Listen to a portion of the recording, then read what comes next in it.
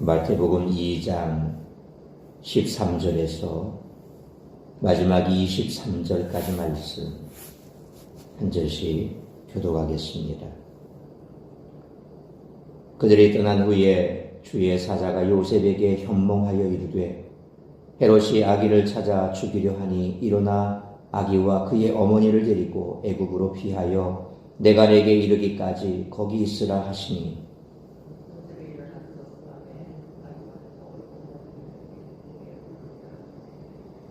헤롯이 죽기까지 거기 있었으니 이는 주께서 선지자를 통하여 말씀하신 바 애굽으로부터 내 아들을 불렀다함을 이루려 하심이라.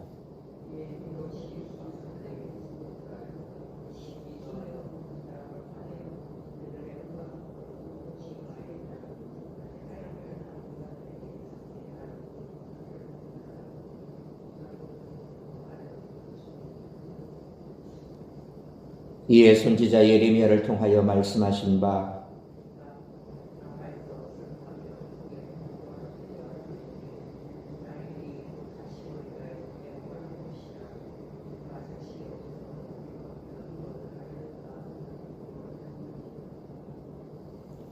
헤롯이 죽은 후에 주의 사자가 애굽에서 요셉에게 현몽하여 이르되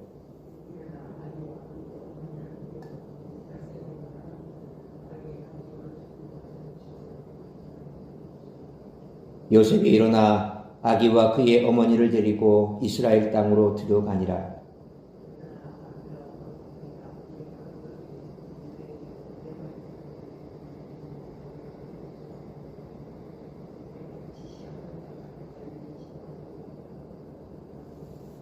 (23절) 같이 있습니다. 나사렛이란 동네에 가서 사니 이는 선지자로 하신 말씀에 나사렛 사람이라 칭하리라 하심을 이루려 함이로라. 아멘. 오늘 본문은 동방박사들이 떠난 이후 요셉의 가족이 나사렛에 정착하기까지 이야기를 세 부분으로 나누어 묘사합니다. 요셉 가족의 애굽 피신, 그리고 헤롯의 베들레헴 유아 학살, 그리고 요셉 가족의 귀환과 나사렛 정착입니다. 마태는 이 사건들이 모두 예언의 성취임을 밝힙니다. 예수님이 헤롯의 위협에서 구조되신 사건은 이스라엘의 종말론적 새 출애굽에 대한 예언의 성취입니다. 모세가 태어날 당시 애굽왕 바로가 이스라엘의 사내 아이들을 죽였던 것 같이 이스라엘의 왕 헤롯도 이스라엘의 사내 아이를 죽이려 합니다. 그리고 하나님이 바로의 압제에서 이스라엘을 출애굽시키셨던 것처럼 헤롯의 압제하에 있는 예수님을 새 출애굽시키셨습니다. 예수님은 다윗 계통의 메시아로서 이스라엘을 대표하시는 분이므로 그분이 겪으신 일은 곧 그의 백성에게도 적용됩니다. 따라서 예수님을 헤롯으로부터 구조하신 사건은 예수님과 그의 백성을 헤롯으로부터 구해내신 것으로 새 출애굽이라는 구원 역사의 시작입니다. 그러나 헤롯이 베들레헴의 유아를 학살한 사건은 이스라엘이 여전히 비극적인 포로기 상황에 있음을 암시합니다. 이스라엘을 압제했던 애굽과 이스라엘을 포로로 잡아갔던 바벨론 배후에 있던 악의 세력이 이제는 헤롯을 통해 역사하고 있습니다. 그래서 예레미야 31장 15절에 여호와께서 이와 같이 말씀하시니라. 라마에서 슬퍼하며 통곡하는 소리가 들리니 라헬이 그 자식 때문에 애곡하는 것이라.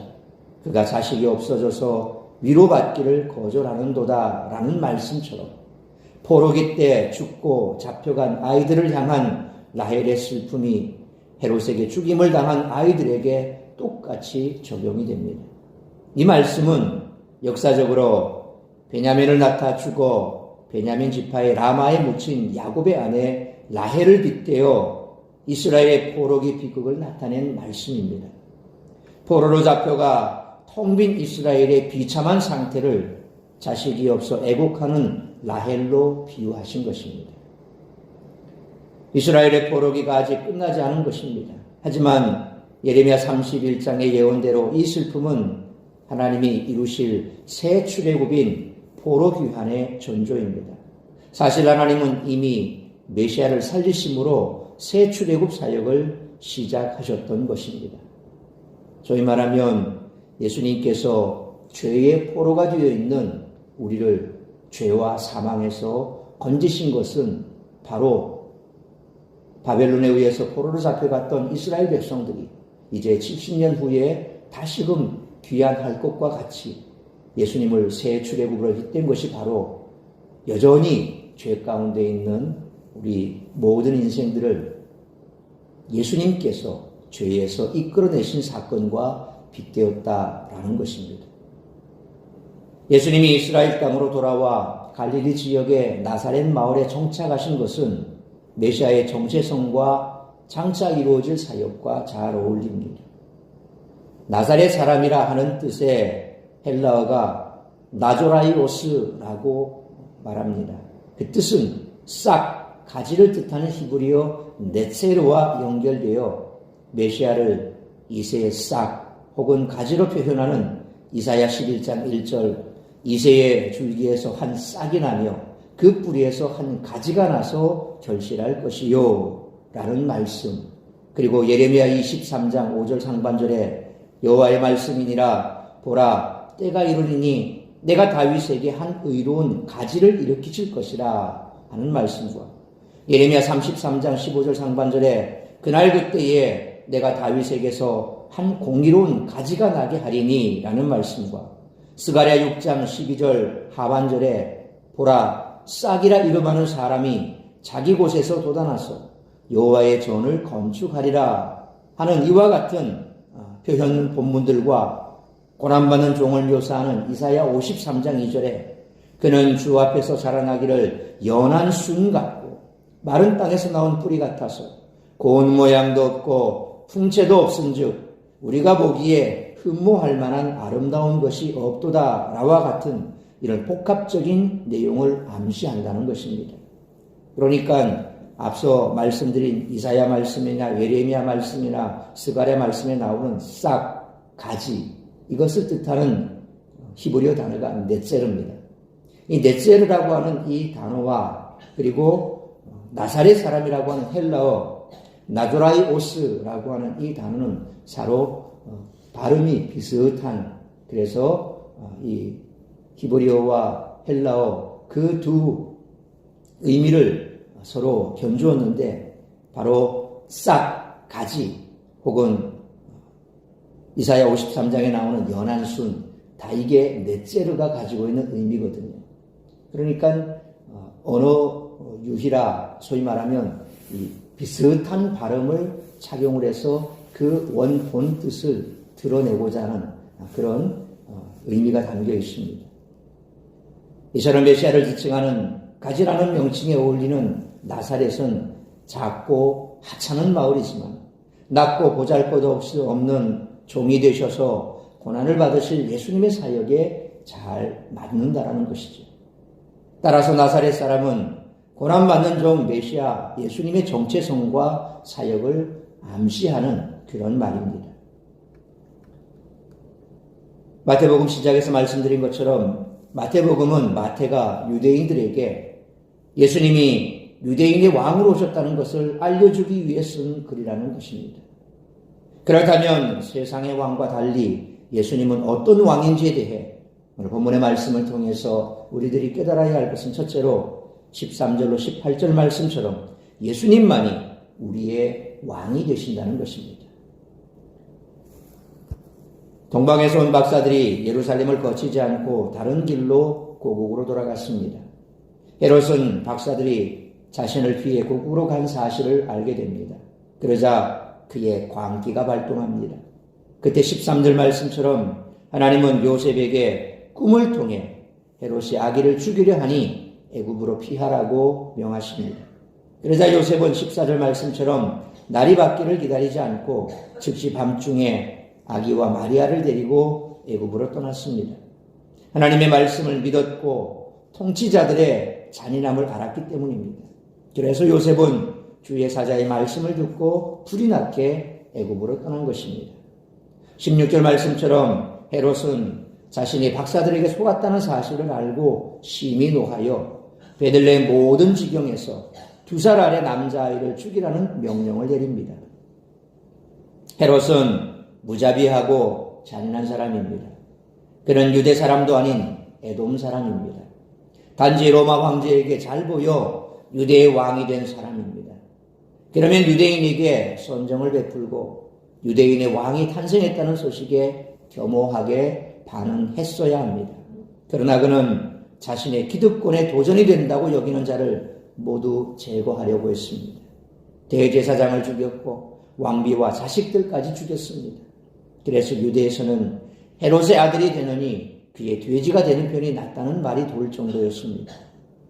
헤롯은 유대의 왕이었지만 유대인의 왕은 아니었습니다.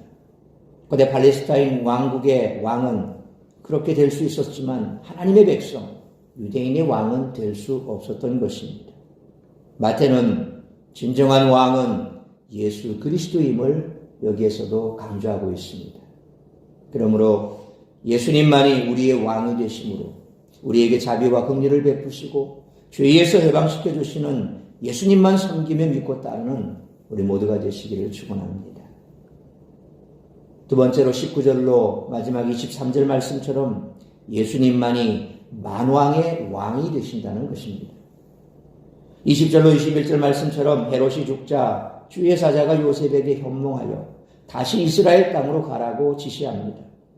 헤롯 왕이 죽은 뒤에 4명의 아들이 유대 땅을 분할 통치했습니다. 아킬레오는 유대, 사마리아, 이두메를 통치했습니다. 그런데 그는 로마 황제에게 인준을 받지 못해 나중에 직접 로마 왕실까지 가서 인준을 받아 돌아옵니다. 그는 부친 헤롯처럼 잔인한 사람이었습니다. 그래서 후에 유대인들에게 고소를 당하고 로마 황제로부터 폐위를 당해 갈리아 도시로 유배되기까지 합니다. 아켈라오의 잔인함을 알았던 요셉은 22절로 23절 말씀처럼 가족을 데리고 갈릴리 나사렛으로 가서 정착했습니다. 그것은 헤롯의 아들 중 안티파스가 통치하는 지역이었습니다. 안티파스는 갈릴리와 요단, 베레아 지역을 다스리는 분봉왕이었습니다. 분봉왕이라고 하는 것은 왕보다 조금 작은 지역을 다스리는 그런 소위 봉건시대의 영주를 가리킵니다. 그러니까 왕 밑에 그렇게 왕 안에 있는 그 지역의 작은 지역을 다스리는 그런 자를 분봉왕이라, 왕이라 부르기도 하지만 영주 혹은 또 분봉왕이라고 그렇게 불렀던 것입니다. 나사렛에서 자란 예수님은 나사렛 사람이라 칭함을 받습니다. 앞서 설명드린 것처럼 나사렛은 순 혹은 세삭 혹은 나뭇가지를 뜻하는 히브리어 네ጼ르, 이 네ጼ르라는 단어와 나이조라이오스라고 하는 이 헬라어 말과 음이 비슷합니다.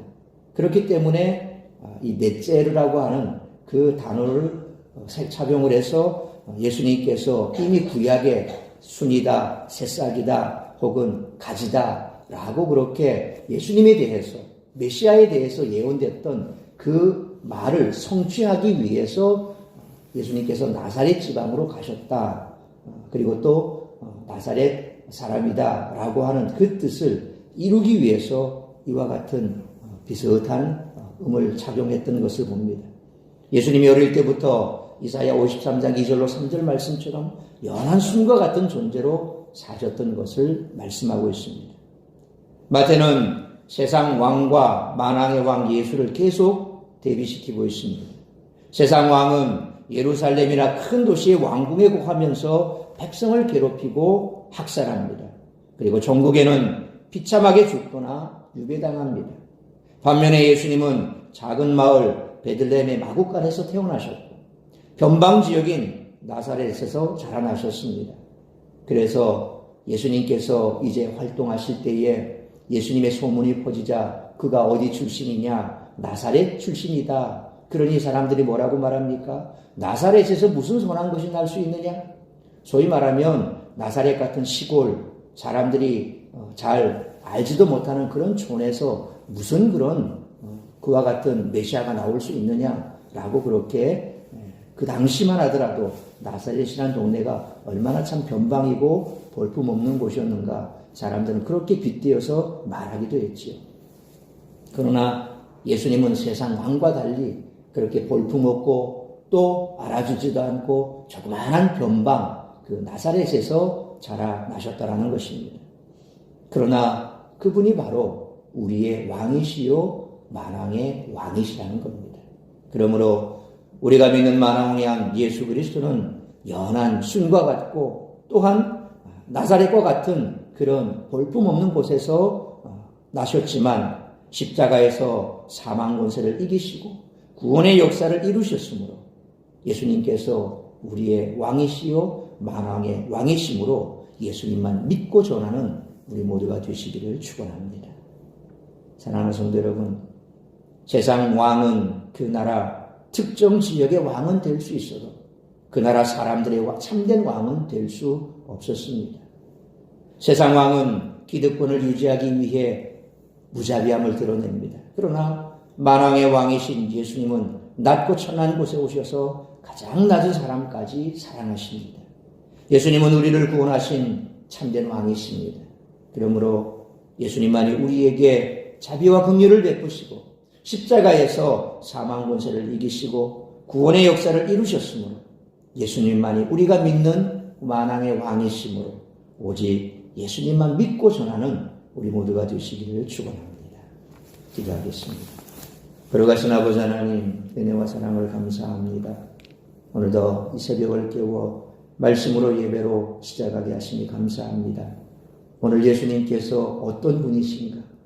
세상의 왕과 다른 이 땅의 온 백성의 왕이시요 만왕의 왕이 되신다는 사실을 다시 한번 마태는 강조하면서 오늘 우리가 받은 이 말씀처럼 세상의 어떤 권력자도 그 나라 백성들 전체에 대하여 존경받지 못하고 결국 그들은 권력에 심취해 사람들을 압제할 수밖에 없는 어리석은 인간의 통치자라는 사실을 기억한다면 우리 예수님께서는 온 인류의 왕이 되시고 모든 권력자 위의 왕이신 만왕의 왕이 되신다는 사실을 다시 한번 우리가 깨닫기를 원합니다.